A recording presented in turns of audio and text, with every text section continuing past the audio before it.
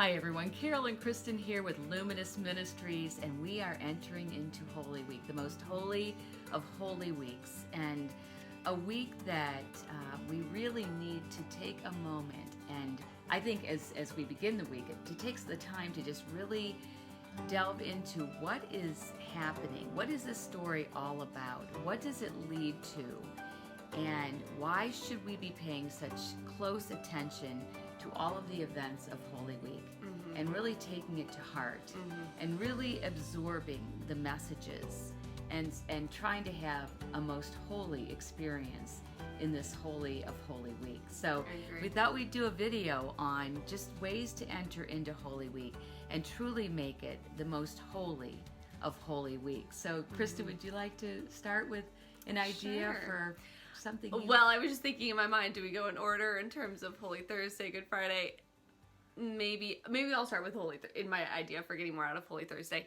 You know, depending on what your COVID restrictions are in your diocese, you know, and based on what parish you're a part of, but we will not be doing the washing of the feet. Right. And that has always been one of my favorites. It's almost like I simultaneously always really disliked it because I've always been a person who has really smelly feet. So I've always been like, oh my gosh, no.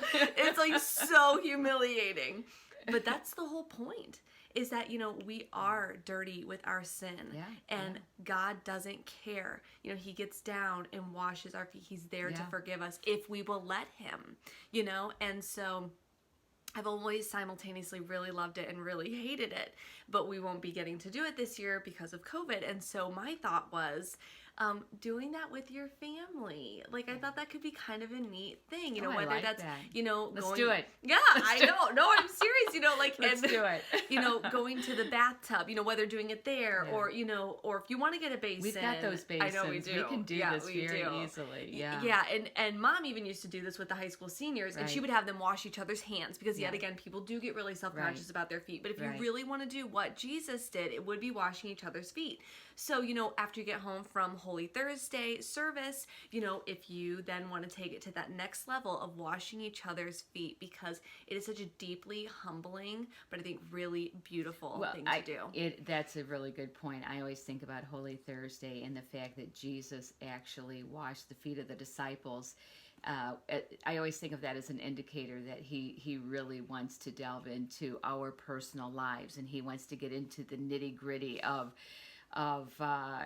every aspect of our life. He wants to touch it all. And, that's, as you pointed out, that's really uncomfortable because we don't want him messing with our dark places and our dirty and smelly, God, here's what I'm okay with, like, sharing with you, and here's what I'm, I'm not proud of this, and I want to keep this tucked away in a corner where you don't see it. Right. And, he's saying, like, I want to see it. I want to help you. I'll never forget, I injured my foot when I was in college, and one of my dear friends was like, take your shoe off and let me look at it. And I was like, no, my feet stink. And I was finally just like, no, like, he's trying to help me. I'm just going to do it. And in that moment, like, he was Jesus for me. And, like, when I think of the washing of the feet, I think of that example. And, that Jesus wants to help us. So we've got to show him the good, the bad, the ugly, and the straight up smelly. Well, and I think that we can ask ourselves the question, where are we allowing Jesus in to the nitty gritty, and where are we not allowing him in? And where do we need to humble ourselves? You know what else is cool about that is that that's where we're allowing Satan dominion. You talk as you're looking at the events of Holy Week and how Judas really allowed Satan dominion. If you read some of the mystics, they talk about all the times that Jesus tried to save Judas, but he refused and kept aligning himself with the devil. And I think that that's a way that we give the devil that kind of power, is when we don't turn it over to God to say, God can't help me with this. This is too shameful. This is too dirty, messy. I can't involve God in this. Well, and that's where we really give Satan power, where he should have no power at all. All you need to do is say, you know what? Jesus, there was a song by Point of Grace where they said, Jesus doesn't care what you've done before, no matter how long you've prevailed or slammed the door, no matter how far you've run or how long you've been untrue, Jesus doesn't care. He still offers forgiveness to you. Yeah. And it's just like so spot on. He still offers that forgiveness. Let him in. Let him in. So let it go. Offer it up. Just let him do his thing, because they were uncomfortable. They were very. In fact, as the story goes, they're like, no, you shouldn't be washing our feet. We should be washing your feet. Yeah. This is not the way this is supposed to be going down here. Yeah.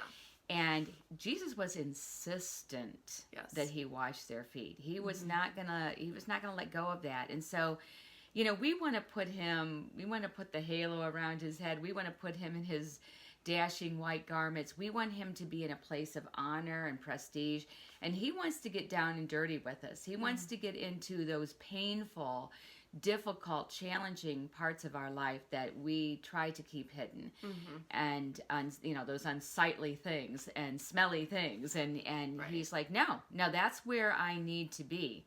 So that's a big part of what Holy Week, Holy Thursday is.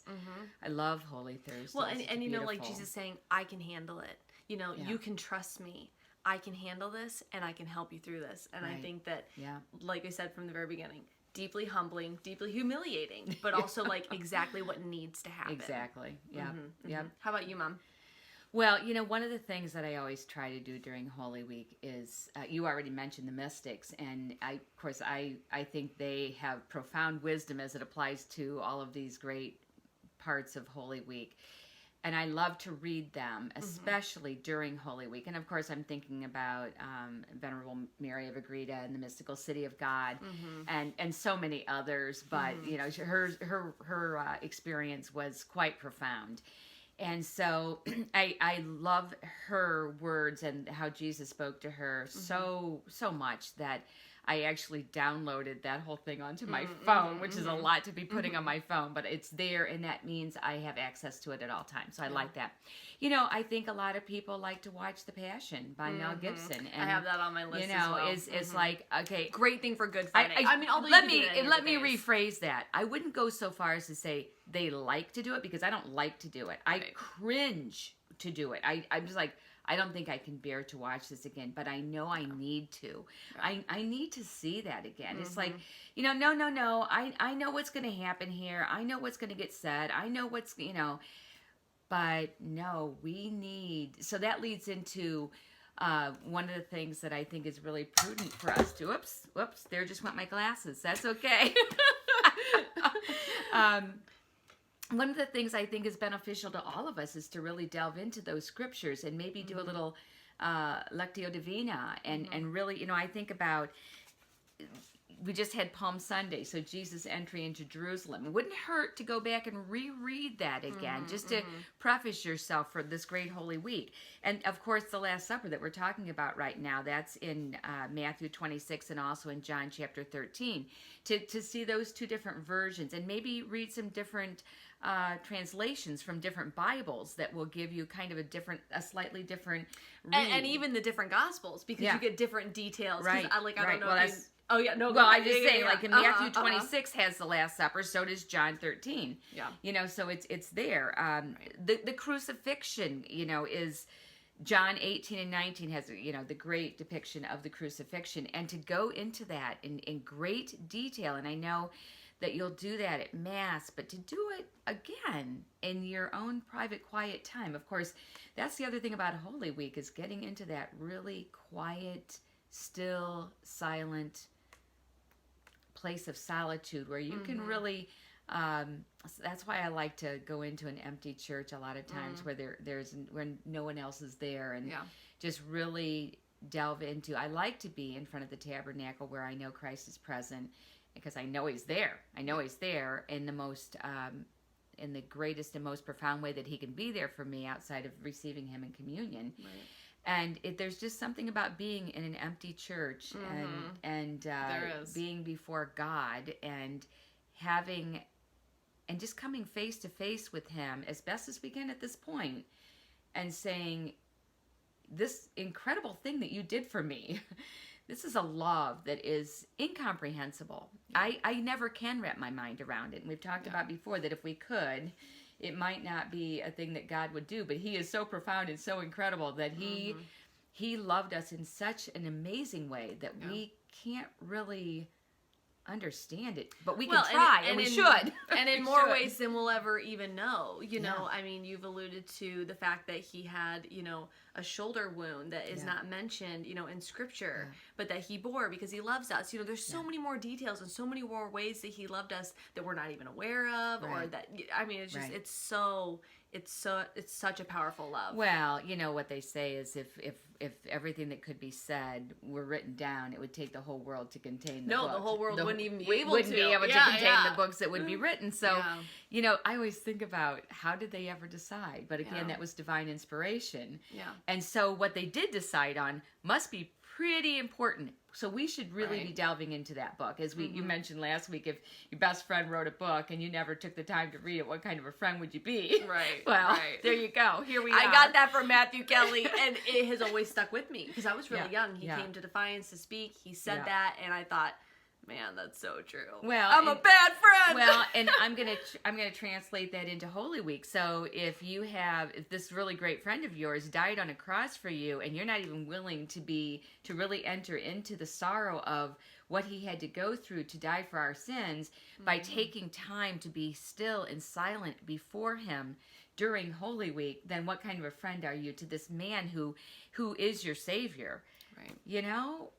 Get your priorities in line, people. You know, I'm talking to us as well. I mean, we need to get our priorities in place, and so just do it. Don't think about whether it's the right thing or the wrong thing. It's the right thing, and you just need to do it. So, what's another one of yours, Kristen? Yeah, so thinking... I kind of covered a lot of territory. It did. Well, I was going to kind of just summarize it. Okay, so like Good Friday, you know, you could watch The Passion, like you said. Definitely get involved in the scriptures because, like we said, there's so many more details that you can uncover and that you can really delve into. Force yourself to uncover a detail that you've never focused on before. Okay, well, you know what's so interesting about that is that I wanted to tell this story about Palm Sunday when we were doing the readings, and they talked about, I kind of jokingly said it to the family later because I wanted to see if anyone was paying attention. It's like, anybody catch the streaker in today's gospel? And they're like, what? You know, but then people got what I was saying. And, you know, they were talking about a young person who was following Jesus as the guards were taking him away. But then at the point that they seized this young person, they ran away naked. And I thought, what was the significance of putting that in there? You know what I mean? Like, I made it a joke at first, but then I really kept thinking about it throughout the day. Like, why? And then what it made me think of, not saying this is the correct interpretation, I'm just saying what it made me think, was that this person was willing even to follow Jesus through a really scary time. Here he's being arrested. But then when it comes to the place of, I'm going to be arrested too, I'd rather run away naked than be arrested and potentially crucified alongside you. And I think it's the fact that this person was really, you know, there and in the trenches and wanting to be a follower of Christ, but when it came to the ultimate thing of potentially putting their life on the line, they ran away, you know? And so yet again, that call to, no, like, we're following Jesus through really, I mean, yet again, followed through difficult things, but like to the end, to the death, you know? And so I love that. The little details, like, what does it mean? And so I think that that's another way to get more out of it too, is like honing in. Because oftentimes it's like a singular verse. Like, that was a singular verse. Or even just a phrase or a word that can just stand out to you. And it's just something you've never, it happens to me frequently that I hone in on something that I just like, oh my gosh, how have I never heard that before or paid any attention to that? But it's just the space you're in, you know, the experience that your life is taking you through, all of that really makes a difference. And, you know, we were just saying that if everything that could be known, the world could not even contain it. So maybe that's one of those details we're going to find out someday is what was going through that young man's head when he did what he did. Some more information there.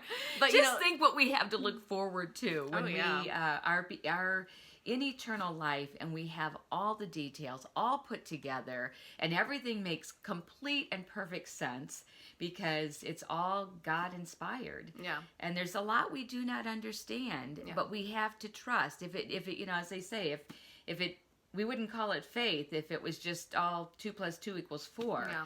You know? Well, it's entering into these awesome mysteries. Right. And, you know, so another way to enter into the mystery, I think of like Good Friday, is another one that we're not going to get to do at the service in terms of like venerating the cross. Where people will come up, they'll either genuflect or bow or kiss the cross. That's not going to get to happen in the same way. I'm sure we're still going to do it in some way. It's not going to happen in the same way that we normally do. And there's a part of me, yet again, that's a little bit relieved about that. Not because I don't want to venerate the cross, but because I think sometimes for some people, I'll just speak for myself, that can just become a really self-conscious moment where it's like everyone in the church is watching how I'm going to venerate the cross.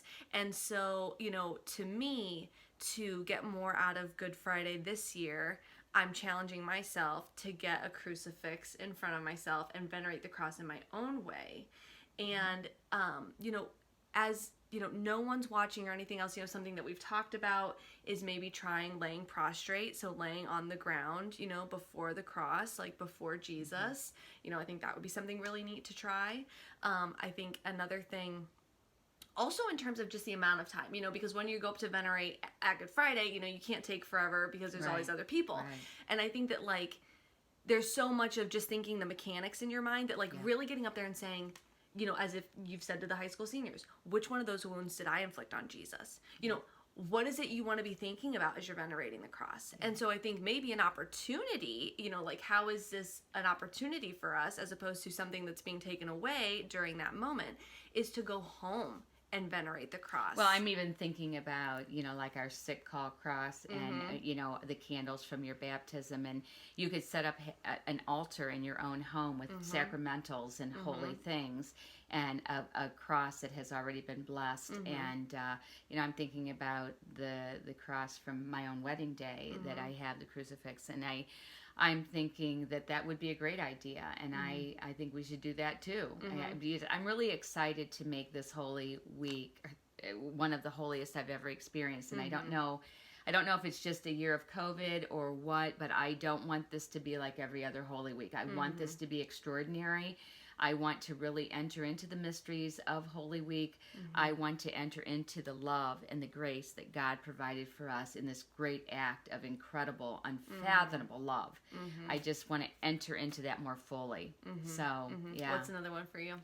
Well, I want to make sure that we talk, and we're going to be wrapping up here soon, but a dear friend by the name of Judy just blessed both Kristen and I recently with a prayer book called the Pietà prayer book, and in it there was a letter written about some of the saints who wanted to enter into the Passion more fully, and they prayed frequently to Jesus to be given the gift of a better understanding of the Passion and to be able to. And some of those saints were Saint Elizabeth, who was Queen of Hungary, Saint Matilda, and Saint Bridget.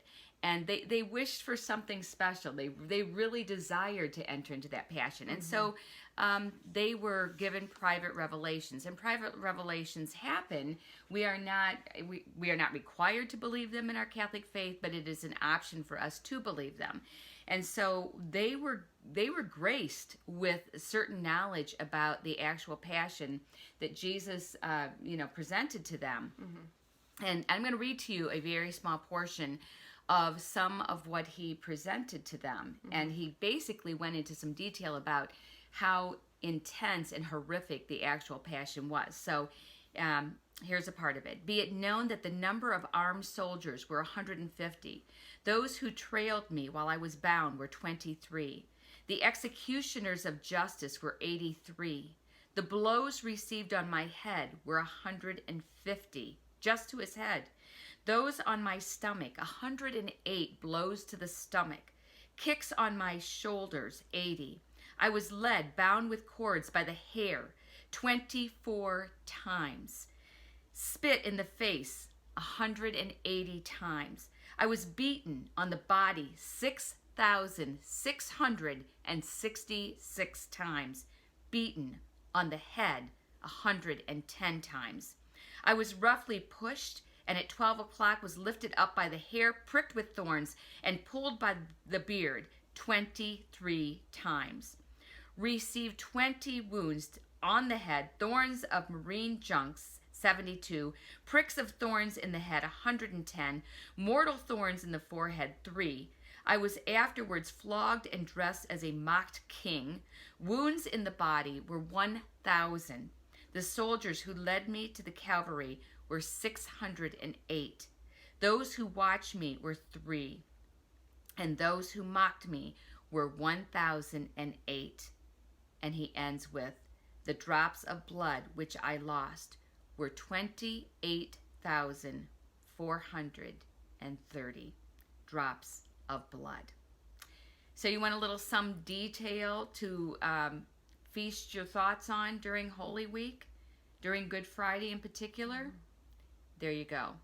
For those of you who are willing to allow yourself to go to that very dark place.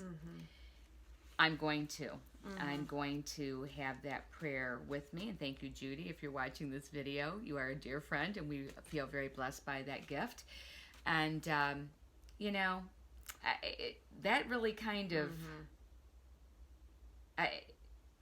Even watching The Passion, I don't think can begin to tell you how horrific it actually was. Yeah. Even reading and listening to what I just read to you doesn't, it's hard enough to listen to it, much less be the person who's receiving all of those spits and lashes and tearing a part of your flesh. Well, even thinking about what he said about the 3 mortal head wounds, as in, like, that was enough to kill him right then and there. You know what I mean? That any of these things, like you've always said, it's amazing he even made it to the cross. You know what I mean? Because any of these things could have instantly killed a person.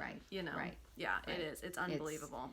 It's not even something, I think we sometimes excuse ourselves from really accepting it and going there because we think, well, he was God. That's the only way he could have endured this. He was God. Well, I used to be one of those people. You know, and I think it's just because it's all such a mystery, and it's the whole Jesus being fully human and fully divine. Yeah. I just used to think that Jesus did it, but he didn't feel any of it. Like, that's what, as a child, like, that's what I thought. I don't know. Well, how do you wrap your mind around that? Because you want to justify and you want to make it better. You can't, your mind and heart can't accept that. And then I saw The Passion of the Christ, so I was like, okay, I don't think that's how that went down. You know, I mean, really, it was not until seeing that movie that I was like, yeah, I don't know whatever made me think that, but that is not the case. Well, you know, and so at the end of the day, and we probably should wrap this up, but I do want to say 2 quick last things. Okay, go for it. I'll make them super quick.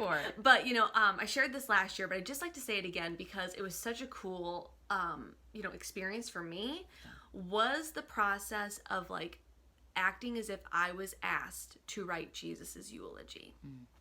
Because I think that is a really telling experiment for you. You know, I think it tells you where you're at with your relationship with Jesus. I think that you know, it's like, would you start off with an inside joke between you and Jesus? You know, what are the stories that you would tell with, this is what we've been through together. This is who he is to me. This is what he means to me. And this is how my life is going to be forever changed by his death. You know, I just think it makes it so personal. Yeah. And it's just been something. I love that.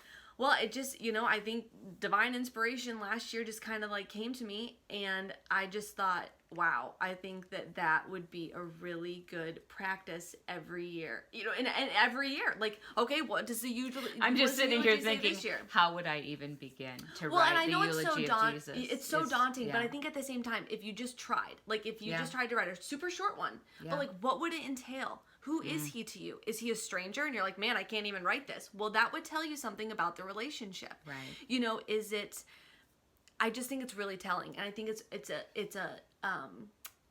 very deeply telling and moving experience to try to go there. Yeah, and there you go. You know, talk about ways to make your Holy Week more holy. Writing a eulogy for your best friend Jesus. I think would be a wonderful use of your time. And I think about how touched Jesus would be to have you actually take the time to do that. Oh, he would just be so touched. I think so too. And one last thing is just don't rush ahead to the resurrection.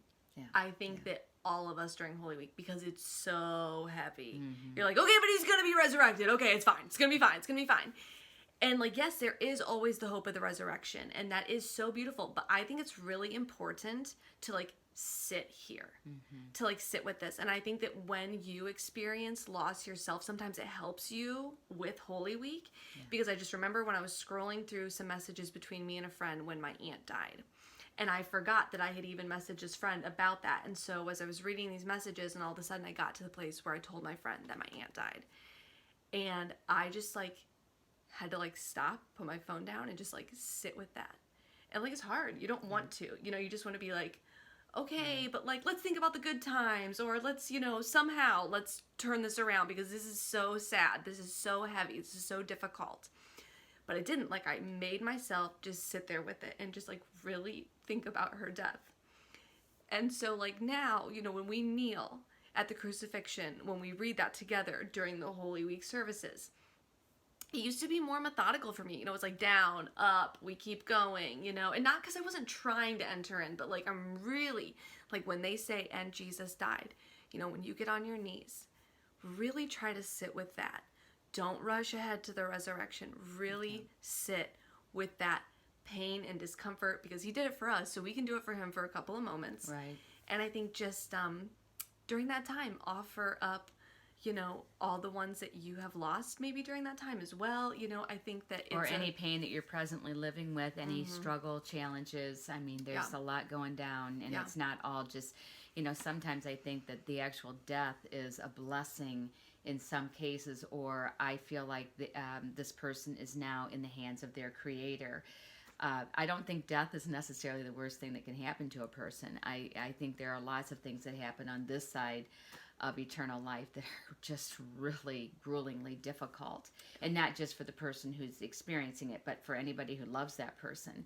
And to try to, you know, I have another friend who has always said, you know, hang on tight, hang on tight till for the ride. And what he meant by that was hang on tight to Christ. Hang on tight to that relationship with Christ, because we're going to have to hang on tight to get through it all. I mean, if you're reading the Bible, a lot of them, you know, we always talk about how we love the Advent stories. We love to talk about the birth of Christ. That was just really beautiful and lovely and spectacular, and it was just amazing. But some of the other stuff, not so great. But it all culminates to actually the, you know, Easter Sunday is kind of the culmination.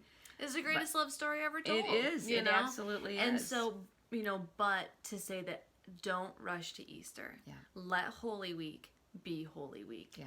Each, you know, Holy Thursday, Good Friday, Holy Saturday. We also really encourage you to go to Easter Vigil. It's such a powerful Mass. It's the most important Mass of the year. And yes, it's a little lengthy. And, you know, I think... But what's cool about that is it's the whole story of salvation history. You know, we're going back to Moses. And, it's really beautiful. Yeah, and it's awesome. Consider it. Just pray about it. Just pray about going to that. And I doubt that you will leave the church that night kicking a pew going, oh, that was such a waste of my time. I like to say that. I mean, I say that about going to reconciliation. When's the last time you kicked a pew on the way out going, that was such a waste of my time? It's never a waste of your time. When you are, when you are in that kind of a situation, that's where the graces are really pouring in on you. If your heart's in the right place, if you're going there because you're forced to be there, that's another matter. But, you know, I love the Easter Vigil, and it's the most profound, it's the climax of all of it. And it's, you know, and you have baptisms happening there, and First Holy Communions. We're welcoming people into the church. Welcoming people, confirmations, and, you know, how welcoming is it to have someone enter our church and have no one, the family isn't there. The family isn't there to welcome them. So, you know, we need to rethink the Easter Vigil and get ourselves to that Mass if at all possible. So we hope that these ideas are helpful for you to enter more fully into this holiest of weeks. Please be praying for us. We will be praying for you, and feel free to share any ideas that you have in the comments below. We would love, like Judy Davis sending us this stuff. It is such a mutual exchange, and we love learning from you. So please share with us, what are you going to do to make this your holiest of weeks? And if you're feeling so inspired by today's video and you'd like to donate to our ministry, please visit our website at www.luminousministries.com/donate. Thanks so much, everybody. Prayers for you for a blessed and very holy week. Amen.